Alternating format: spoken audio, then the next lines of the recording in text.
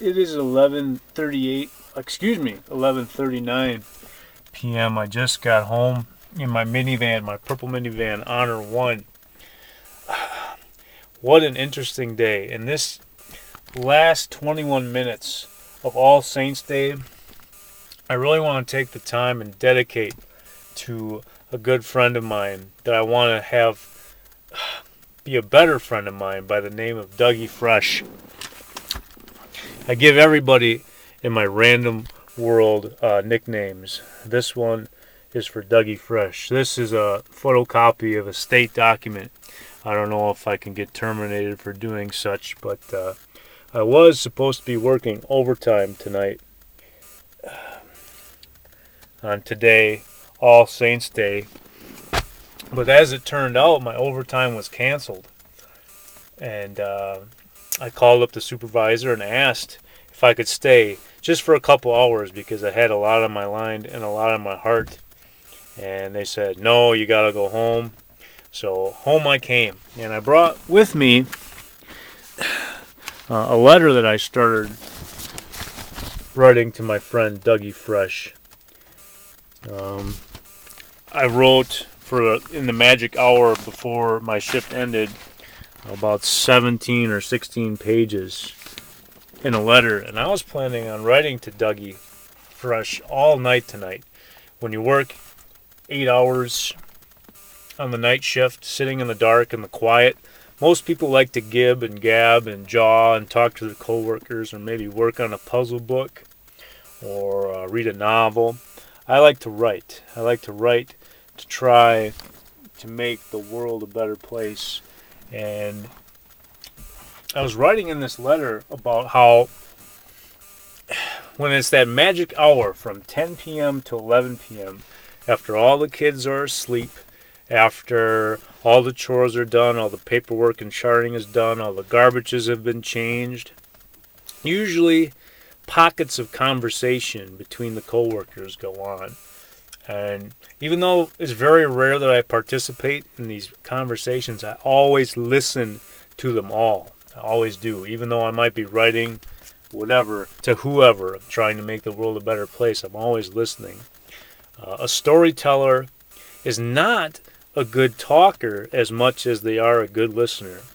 That's a true statement, and it might seem strange, but if you think about it, it's true. Well, this gentleman that's near to my heart, and even nearer to my big little brother's heart, is a gentleman called Dougie Fresh. And I don't know if he'll ever see this video, and I don't even know if he'd want to, but he's been on my mind a lot lately. I don't know if you'll be able to tell from the footage. I'm kind of a black eye on Winnebago Mental Health Institute because of my way of thinking and the way I see the world and the way I think that things should be done. But today, I got a black eye at work. Strange but true. Did I get punched in the face? No, that happens a lot, but I didn't get a black eye from that. I got a black eye today at work from this. I don't know who this belongs to, and am I stealing again from the state? Probably, and I intend to return this to work tomorrow. I am going back to work tomorrow. This is a super ball. This is one of those super bouncy balls of like pure elastic rubber that bounce a mile a minute, and naughty little boys love these. Oh my gosh, these are tools of the naughty little boys. And I was playing a game today with a super ball and a little boy. And after the game was done, for some reason, he decided to punt the super ball as hard as he could, right at me. And it caught me right on the eye. So now I have a black eye, and in less than a handful of days, I'm supposed to be standing at the front of the church with my big little brother and my soon-to-be future sister-in-law before the eyes of God and my fellow mankind, and it's only kind of fitting that I'm going to have a shiner from a Super Bowl and a little boy that kicked it with love. So, yeah, I am definitely a black eye on the institute, and I really asked the supervisor if I could stay tonight and work, so I could write down what was in my heart for Dougie Fresh, and they said no, go home. So home I came. I had something else in my car. I have Rocky Balboa, the movie, Chapter 6. And maybe there's, some people out there that are still not convinced that there are only miracles, there are no coincidences. But I'm really working hard at trying to show the world that there are no coincidences, there are only miracles. I don't know if anybody's appreciated the Rocky saga as much as I have, but I'm guessing that Dougie Fresh can relate. Dougie Fresh is a guy, he's a one-woman man. That's just plain as day.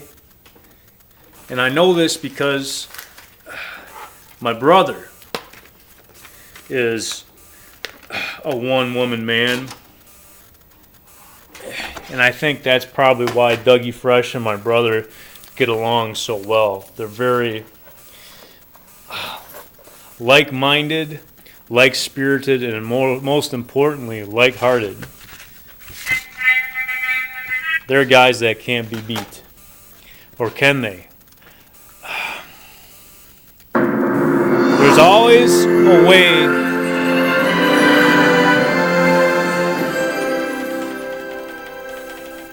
There's always a way to defeat anybody. Everybody has a weakness. For some people, it's a rubber super ball to the eye. For some people, it's an arrow to their Achilles heel.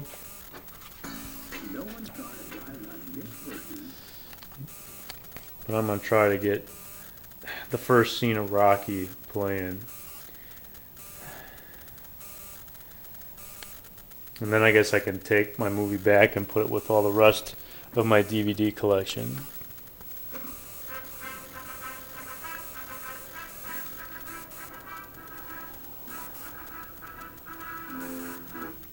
Alright, there's Rocky Balboa. Now I have spent so many hours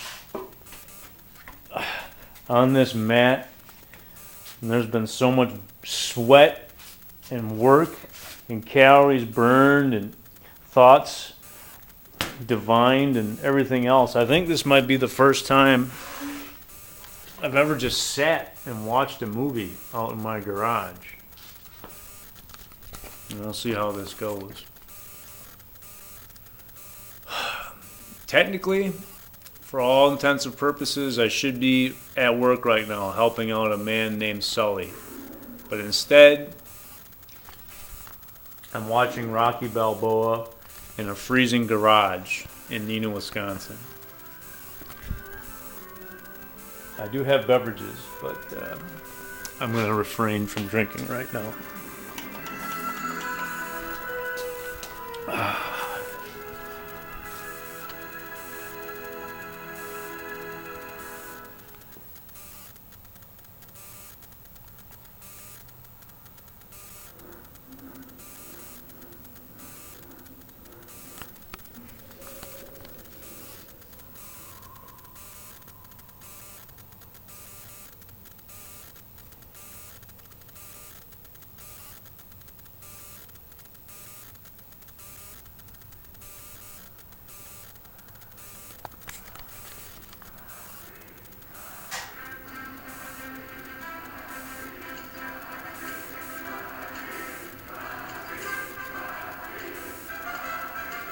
There's something about certain people that just make you being a better person when that person is around. And Dougie Fresh is one of those people. I have always been drawn to people that really need a friend. And as soon as I met Dougie Fresh, I could tell that he was a man that's just loved by everybody that knows him. It's just, there's no doubt, there's no question in my mind that this guy, doesn't need a friend, because everybody wants to be his friend because he's that kind of a good guy that would do anything for anybody.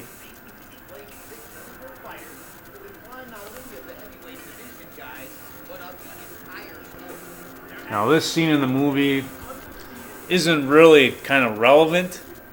I mean, this guy's a champion, he's beating up people, but I'm thinking that the scene right after this is probably the one that I want to be watching.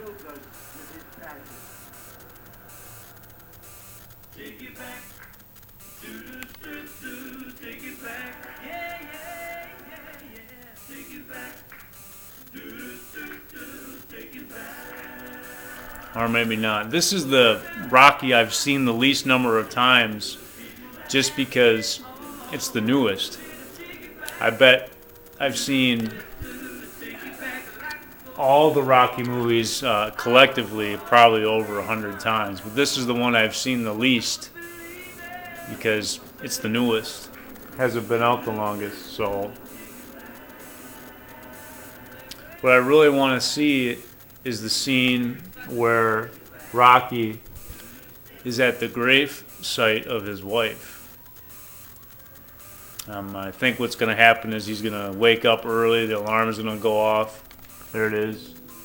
He's going to go out and do 5 pull-ups because he's not as strong as he used to be. And then he's going to go visit, the grave of his wife. And it's going to be what I need to see right now. And he feeds pigeons some jelly beans. Can't forget, there's the jelly beans.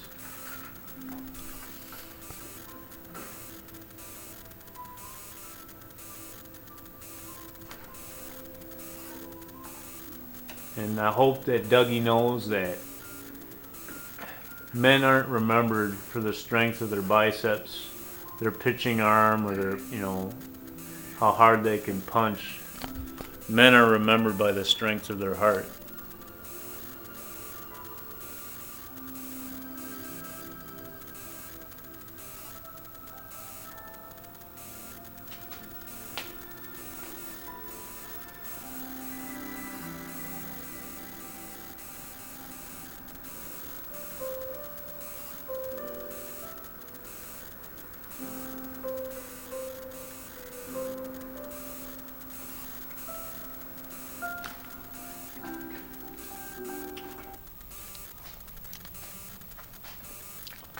Now, I've written 17 pages and I could probably write 100 more easily. And I was going to do that tonight. And I think I still might do that. And maybe now it'll mean more because I'm not getting paid for it. I'm in the comfort of my own home. And I don't know how comfortable a wooden chair in a freezing garage is. But I'm going to finish up that yellow letter tonight. And when the time is right, hopefully I'll be able to slip it to Dougie Fresh, and he can read it, and it can kind of hit him out of the blue like the Super Bowl hit me, and maybe make a dent in him too, that there's a lot of people that love him. I know that when his wife passed on, there was probably just a tidal wave of people there, ready for him, to help him, when his wife passed away. But I bet it's really quiet now in his life. I mean, his wife passed away, I think, September 3rd. And here, October is gone and we're in November now. There's like a few minutes left in All Saints Day.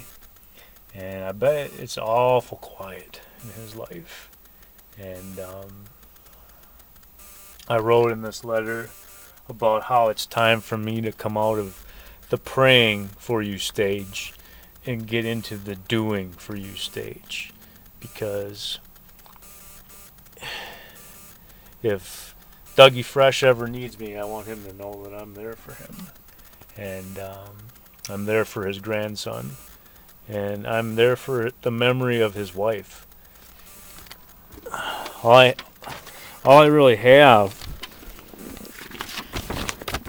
in my possession is a little black and white photograph of his wife and a letter that he wrote to her that I know touched the lives of everybody that read it. And I spelt Dougie wrong. I spelt it Duggie, but that's kind of fitting because I'm a terrible speller. But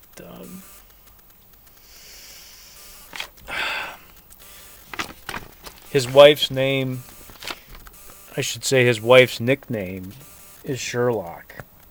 And that's really, really, really important to me because I have pictures of the word Sherlock, and I have the word Sherlock. The word Sherlock is right next door to my grandmother's room in her nursing home, and I've passed the word Sherlock each and every time I've come to visit my grandma.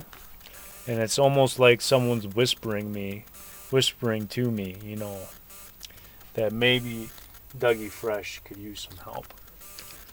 Things do happen for a reason, and there are no coincidences. There are only miracles. So I am gonna go inside and start off the second day of November, finishing up a yellow letter to a friend.